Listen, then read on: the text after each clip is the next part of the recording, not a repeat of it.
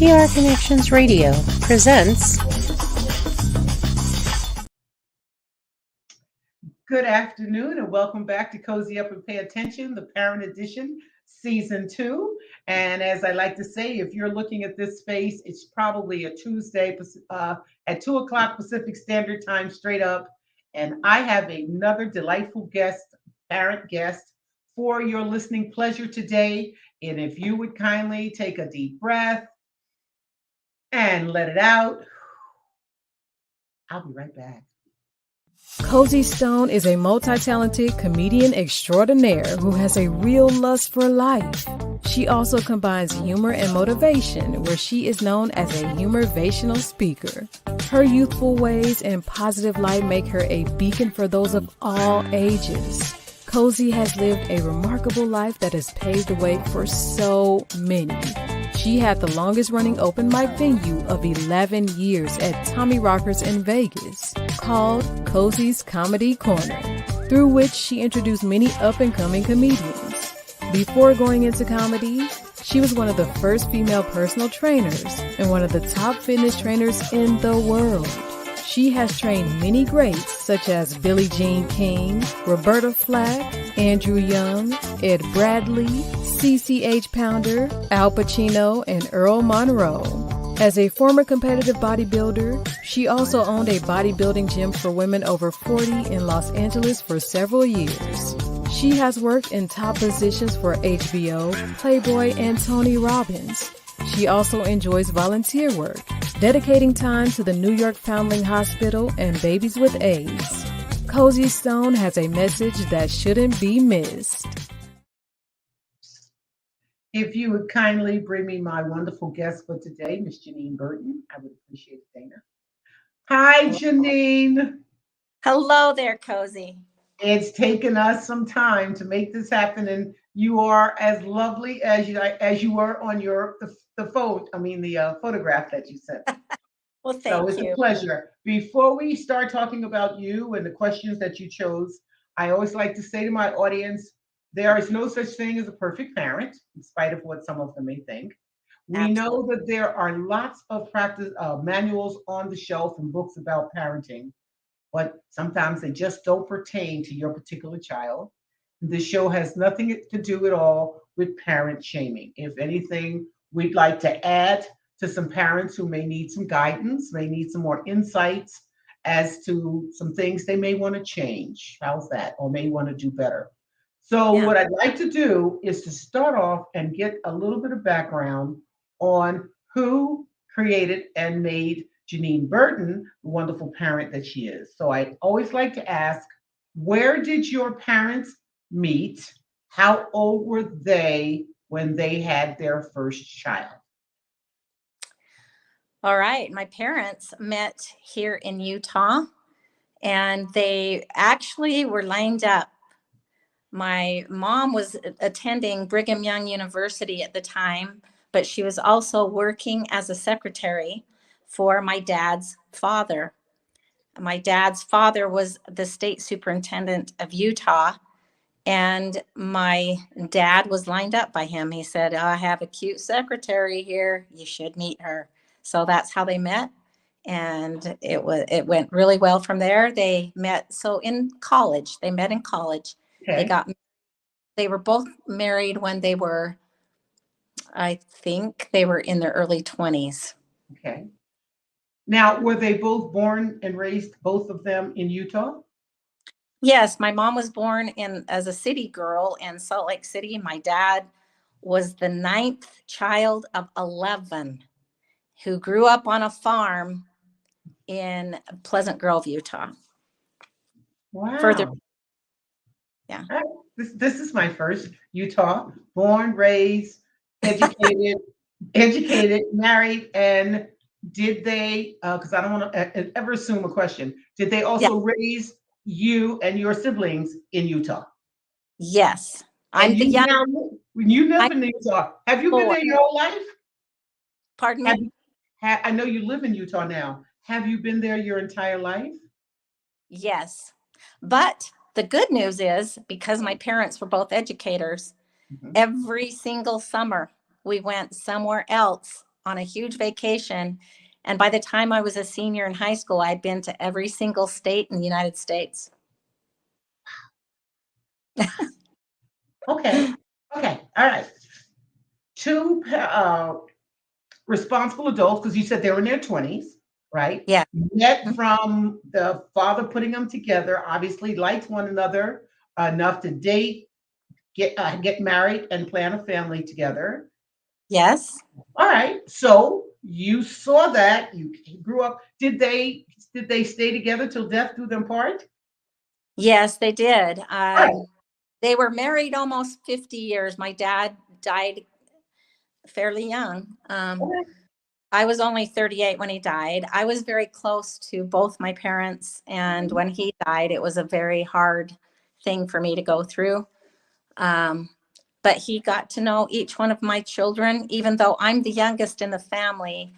My youngest child out of 4 was 6 when my dad died. So he got to meet all his grandchildren. All right. Well, what I love is this is a total package from meeting to dating to marrying to planning a family to raising a family to having the family flee the nest. So, and here we have you today. So Yes, that's a great role model. So let's talk about they are. Janine. Where did you meet your husband? How old were you when you had your first child? Well, okay. I met my husband at Utah State University, and I was almost ready to graduate. I was in my senior year when I met my husband, then Uh-huh. husband, and uh, we got married only after about 6 months of knowing each other, which isn't what I would recommend. But I did it. And another thing that happened, I had my first teaching job right off the bat. And I was planning to at least teach 2 or 3 years before I started a family, but I got pregnant And that how first. old and how old were you? I was 22, Okay. and I wasn't planning that. I wasn't planning to get pregnant right off the bat in my marriage. And I had my first child almost 9 months after I got married. It So it was happens. it was a It surprise. yeah. Well, you call it a surprise. I call it an oops. Yeah, And on this show, we call it an unplanned pregnancy. yeah, However, you had you did and you didn't because you're already married, yeah, correct? Right. yes, So I understand what you're saying. You had a timeline, but you were married. You did have a husband. You had yeah. someone at the time to take on this responsibility with you, or so you thought, right? And I that's thought, that's okay. But that is part of when I have you different guests on the show. You all come in all different flavors and colors and sizes and shapes and forms and right. situations. And the end result is what you did with your lemons to make lemonade. That's all that matters. All That's right. right. So you're in high school. You see this man probably walking down the hallways where we usually see the first ones in school that we want to talk to. Was it his beauty, his bronze, or his brains that attracted you to him that ultimately encouraged you to marry him? Well, I was in college, not high school, but I did meet him my senior year. And in a way, I think it was all about timing. Uh, yes, I was attracted to him, but I also was attracted to another man who came back to me after I got engaged to this one. And I always, I can't believe that I turned the one away that I really, really liked. Okay, However, okay, I'll, stop. Listen. We're not doing woulda, coulda, shoulda. Each and every one of us, men and women, whomever it is we spend time with, let's leave it open-ended like that. There is yeah. something about that person at that time. So if you're telling me there were two, what made you choose this one? Brains, brawn, Well, or beauty? I think it was my brain was thinking about it instead of my heart. And so I went with the one that I thought would be the best. And um, I didn't go with my heart this time. So I'm gonna keep this going for a minute. When you say Okay. the best, was it the best father or the best husband? Which one did you think he would be? I thought he would be both the best husband and the best father. Okay, okay, and I, that's real. Again, we can't unring the bell, Janine. You can't go right. back and say, "Oh God, I wish." No, That's right. we're talking realities. Okay, Exactly. so I still didn't get out of you whether it was brain, bronze, or beauty. Um, what were you attracted? Did you like that the way he thought? Did you like the way he looked? Did you like the way he was built? We women, Janine, listen to me a moment, and we're Yeah. not the only ones. Most of us who walk on two legs, there is one of those three things that we are most attracted to. I'm trying to Yeah. get this out of you. I'm pulling teeth here. I know it. I was more attracted to the other one I didn't pick. I was attracted to him physically in a way, but Uh-huh. uh, I guess it was I was picking through his brain and thought that we matched more that way and the way we were both raised. All right, so there's my answer because I'm going to move on because Okay. you're still now thinking about the other one. I want you to stop thinking about the one that you let get away. So Okay. there you are, woman, female, married woman. You Yeah. still, when you get the news, whatever time period, doesn't matter, that you're pregnant. I always like to ask women, did you feel fear or panic when you were told the news you're pregnant? How did I you felt feel? panic and fear. Okay. Or, Yeah. the other word I like to say is fear of fantasy. Yeah. I was Fear of quite, fantasy. I was angry when I found out I was pregnant, but Okay. yeah. Okay. All right. Now, doesn't matter that you're both in Utah, you both were raised in different homes. What was it that you both had in common to raise your children? That It you obviously both got from each, but from your respective homes.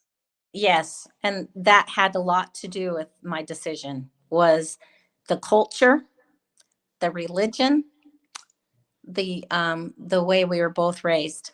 That's the one that brought us together mostly. Okay. All right. Um, were there any I'm going to get to that because I think one of your questions handles that. All right. So you, Janine, in your Yeah, home with your parents, they are constantly giving you words of wisdom, uh, right, um, idealisms of reality. That's what parents' jobs are. This is what's going to right. happen. You want to be prepared. Can you think of two things that they shared with you, uh, and more often than not, that you in turn shared with your children? They shared with me, I think the thing that I took away the most from my parents is a great work ethic. We always had a saying in our home, we work hard and we play hard. And I really like that. Okay. My parents, you know, I know that parents come in different varieties and good comes from all different varieties of parents. But I learned a lot from my parents growing up because they were so dedicated and they spent so much time with us, and dinner time was dinner time. There was no such thing as a TV being on, no phones, nothing was allowed. And I carried that over to my family and we would actually have dinner together. Fabulous. Yeah. Fabulous. All right. Let's get to the questions that you chose now that I've been inside your life. Parents met in college. Your parents met in the same similar fashion. They stayed together. You met this gentleman just so happens in college. You had some of the same commonalities together. You brought these children in this world, and here we are today with the first question. In your opinion, it doesn't matter. This is your opinion. It's your show. Janine, tell me what makes a good parent.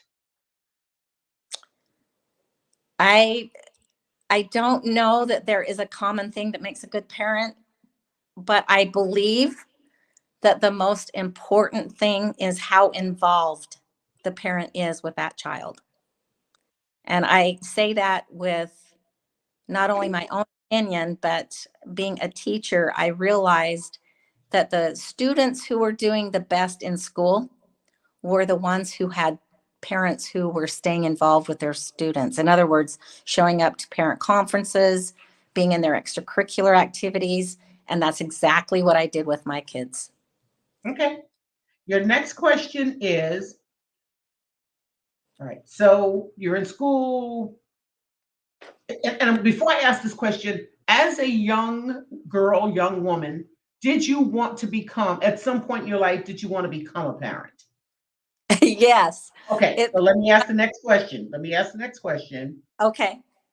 How did you prepare to become a parent? I believe that I just had good examples. And my parents, I just thought it was going to be an easy thing. And I always wanted to be a parent. I remember being asked all the time, well, what are you going to do when you grow up? And I'd say, I'm going to go to college, because my parents expected me to. They expected me to graduate. And all four of us did graduate. And I always told them, but after I graduate from college, I want to get married and have 4 kids, 2 girls and 2 boys. And what's really funny is I have 2 girls and 2 boys. You brought it into existence. That's wonderful. Then your next question is how, and you've given me this answer, but I'm sure you can give me more. How much of your parents' disciplines did you use? You've touched on it, so give me some more if you can, some more examples. Okay. They were parents that used love and logic. I would say that that's exactly how I was with my children. And what I mean by love and logic is they didn't have a strong hand or a whip and do it that way with us to discipline us. What they did was with words. Mm-hmm. So in other words, instead of demanding and saying, you go clean your room, they would say, oh, yeah, you can go out with your friends when you get your room finished. Okay. And I didn't want to disappoint my parents and that thing. So I always wanted to do what they wanted me to do and please them. Wow. Okay. Okay. That makes sense. I love doing this show. I say it every week, but I do, because I learn so much. Your next question is, you shouldn't have chosen this question, Miss Teacher, Miss Educator. I had Yeah. an educator last week. She chose this question too, but I'm going to do it because you chose it. Did you Okay. go to your children's parent-teacher meetings?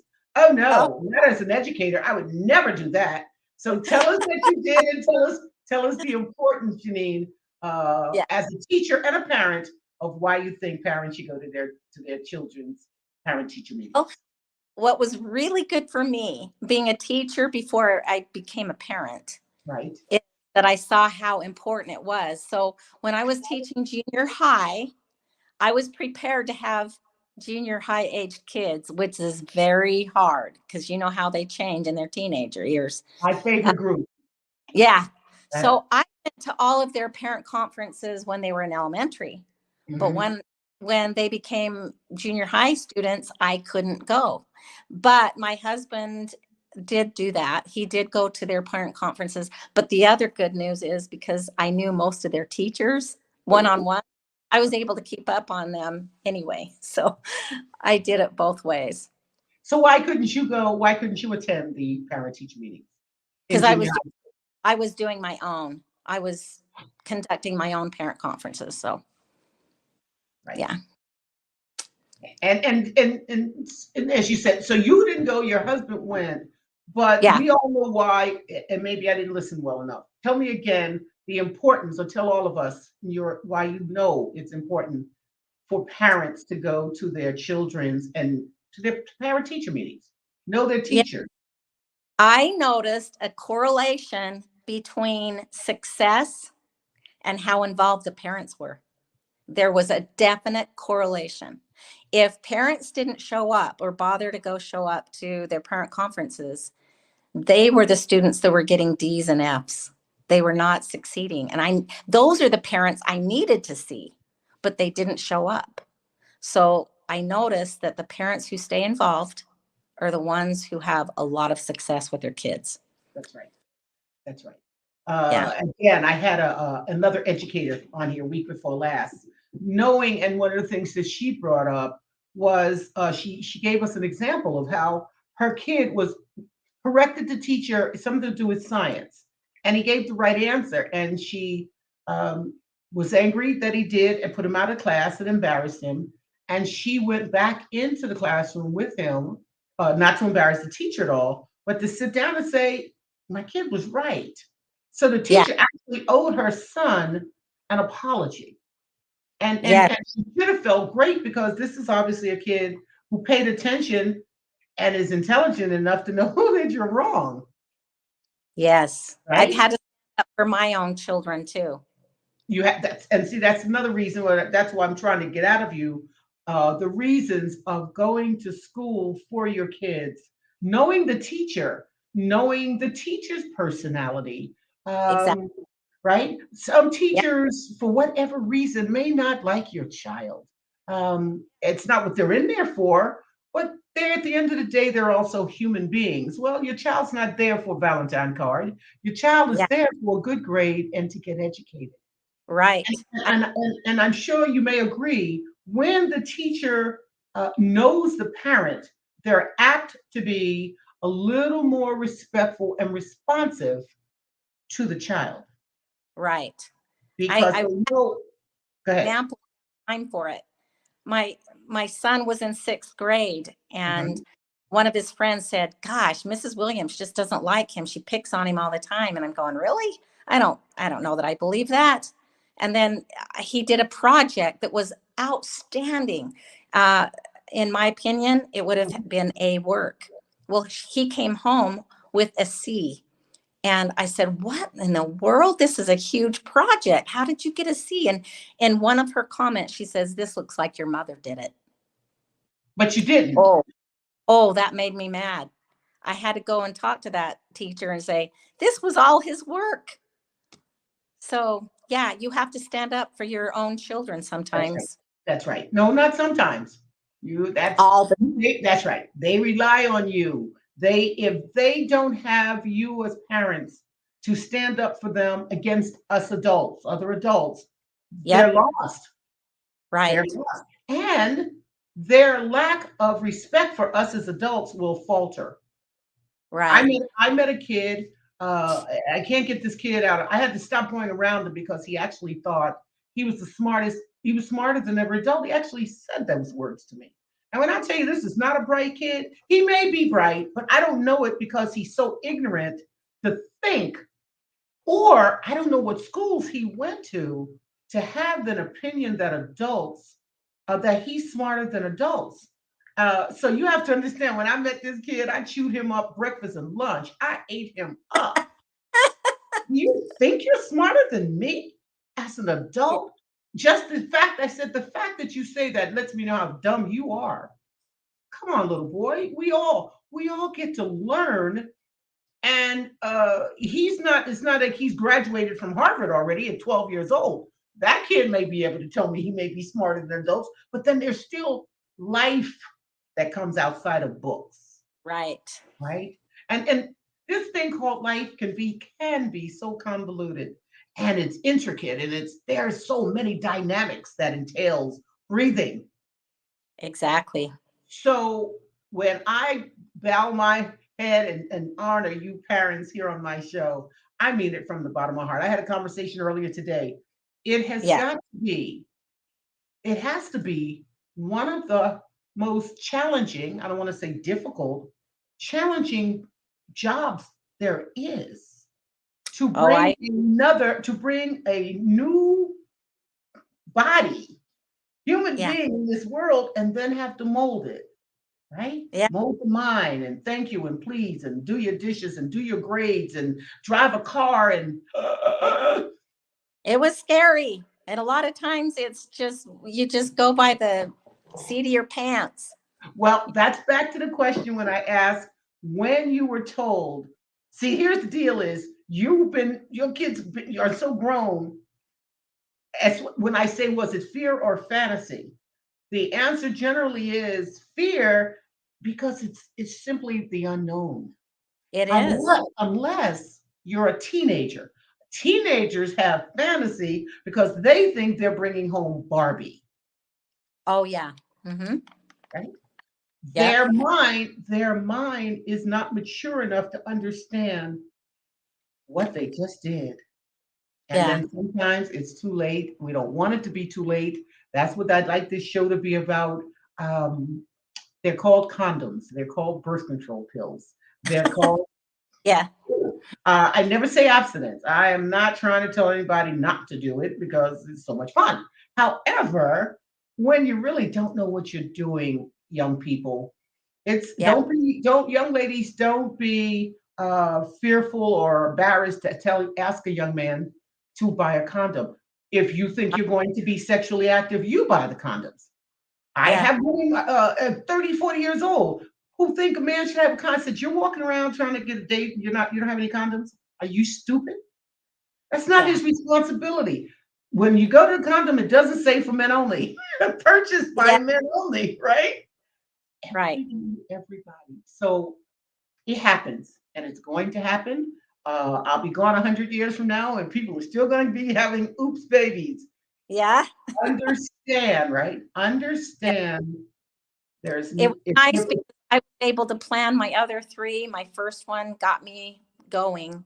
But, I look back at those years now, working full time as a mother, raising four kids, and it was extremely busy and it was hard, but I actually loved it. And when my last one was a senior in high school and left the nest, I was an empty nester and I kind of missed them all. of course you did. Yeah. That's they're called your life. Yep. All that Right. noise, all that screaming, all that repetitive pick this up, all of that do your homework, that fills your life. Not to Yep. mention, not to mention your heart. Oh, And I wonderful. love this is my last picture of my children when they were all at home, but the oldest one was going off to college. And Wow. so as they got older, you realize, hmm, that's the last time it's going to ever be together, pretty soon Yeah. leave and it changes. All right. Let me get your last question is so I could be respectful of your time. Your last Okay. question is, and you've hit on it, but I'm going to use these three examples I gave. Things you Okay. taught your children: respect, thankfulness, honesty. Pick one or two of them and tell me more. Okay. I believe that gratitude is one of the best virtues we can have. And I remember that my parents made a big deal out of it. And I wanted my kids to be grateful for everything they got because life is hard and things don't come easy. And we should all be grateful for things that we are blessed with in our lives. So if my kids went over to grandpa and grandma's, I would say, okay, everybody, what do we say to grandpa and grandma? Thank you. Thank you. Thank you for dinner. Um, my oldest son, it made me so proud of him. One day we were driving home and we just got everybody ice cream cones.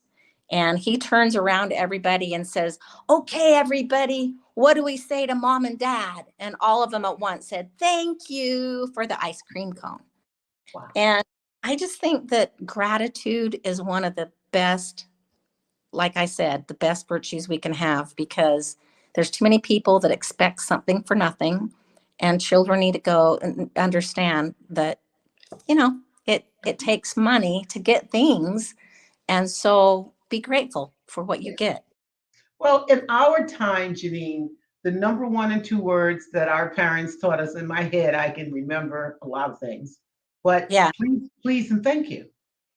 Yes. Please and thank you. Today's kid will ask for something with no intention or knowledge of saying the word please. And I stare at them and say, is there something following that? Is Yes. there something else you want to say to me? And you can see the light bulb is not on. And Right. it's not on for one reason. They weren't taught.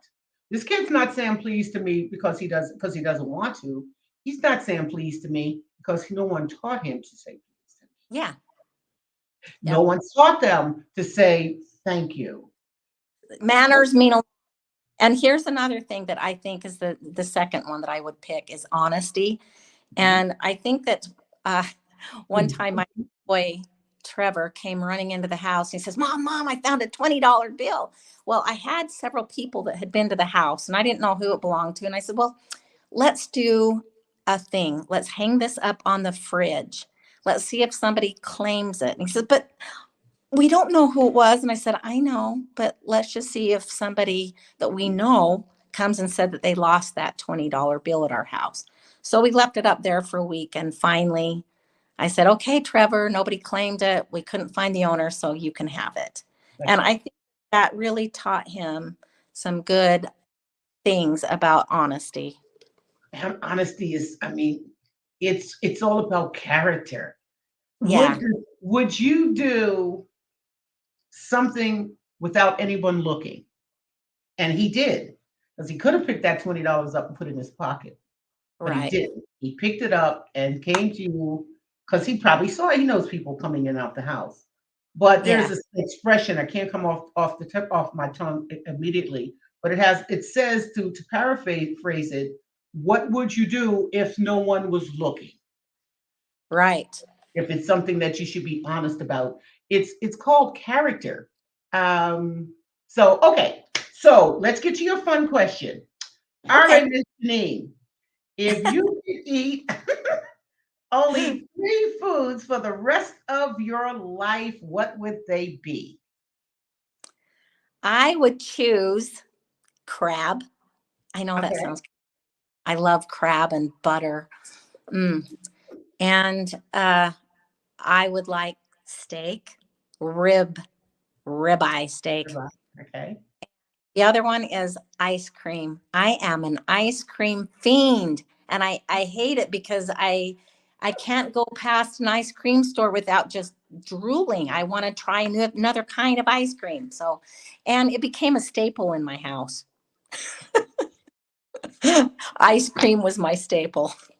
Well, ice cream is, along with foods, is a feel good.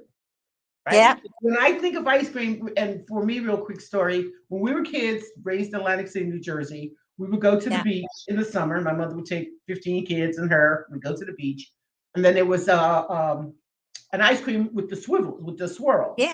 Right? When they used to put it under the thing in the long cone. Yes. And we wanted to go to the beach, but I have no doubt each and every one of us, if I ask us today, at our ages, what we really look forward to was getting the ice cream cone, because now every one of us are walking off the boardwalk towards home, and we're all eating our ice cream. Yeah. It's ice cream goes with feel good. All of those things you chose goes crabs, ribeye. I'm a vegetarian now, but ribeye was my favorite steak. Well, Miss Janine, I'm going to wrap up here and say to my listening audience, came from love, provided love to your own children. They are now out there, I'm sure, giving love and will raise the same kind of kids that they are. I think that repeats itself as well, good and bad. And I like to always thank my guests for giving us in society some more responsible adults. Thank you. And I like to think or say, when you do your job, people, when we hear about your kid on TV, it's before something good, doing something good again for mankind and for our society. We have to keep, if we can, try to keep building ourselves as a country, as a people, as a human beings, and to lift one another's up. And that happens or starts off with the staple of family. Yes. Of guidance, of love, of creating responsible adults. And so I want to thank you for that. I don't remember how you got my name. Who do we know in common? Either. I said, how did I get Janine? It doesn't matter. It doesn't matter. What'd you say? I'm glad we met. I'm glad we met too. I am. If you ever come to Vegas, or if I go through Utah. The last time I came through Utah, I got a speeding ticket. Oh my goodness. It Well, was you know what? June. I live in the bottom of Utah. I live in St. George. I'm only a 2-hour drive to Las Vegas. That's where I got the ticket. I was trying to get to LA to see LeBron James was in the championship. He was Yeah. playing with Miami, and I left Denver. I was relocating. They out June 8th, 5 years Oh, ago, and it said 65. I had my car was pretty new. It was a little Volkswagen Beetle, and I said, "Blow it out, Cozy." And as soon as I hit that accelerator, I looked in my rearview mirror and I said, "No, no, God, tell me that's not." So I've that's done that times. he pulled me over, and I said, "All right, hurry up and give me the ticket, dog on it. LeBron is getting ready to play." Yeah. Get off my seat. Stop trying to talk to me. I don't want to talk to you. Give me my ticket. Dang it. And thank you. Thank you very much. This Thank data you. will, okay, so we're going to end the show. And what I usually do, I don't usually do, I try to remember to do this. And this is for Yeah. you. I have Oh, 2 self-published books on Amazon. Cozyisms, The Art of Paying Attention. They are one-liners of quips and witticism. I'm also a comedian, and most of them are pretty funny. They make you think. They make you think, and they make you laugh. I So love it. please go to Amazon and order my Cozyisms, The Art of Paying Attention. I And will. my audience out there, hopefully you are out there. I say this every week, God allowing, I will be back again next week, hopefully same time. And folks, when we know better, sometimes we do better. Thank you for being here today, and I'll see you soon. And I'd ask you please to just sit still for 1 minute.